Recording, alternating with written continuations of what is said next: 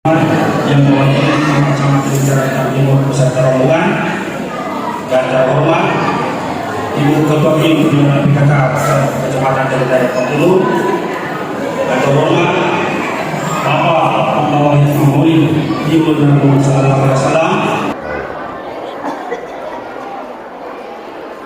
Bismillahirrahmanirrahim.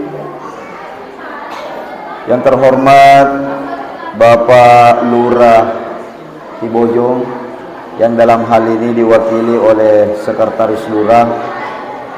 Tetapi insya Allah ketika kita dengarkan kumandangkan, yaitu firman Allah Subhanahu wa Ta'ala, seandainya Allah memperlihatkan kemuliaan Al-Quran ini secara nyata, ya roto mak bisa peneh napa jai mak bisa peneh nasabak keadaan napa Allah Ta'ala, ya roto mak motoro lepat cinampe, ya roto mak ngotel lepat cinampe. Tetapi itu tidak dirahasiakan oleh Allah, sehingga ya romegangi jama linona.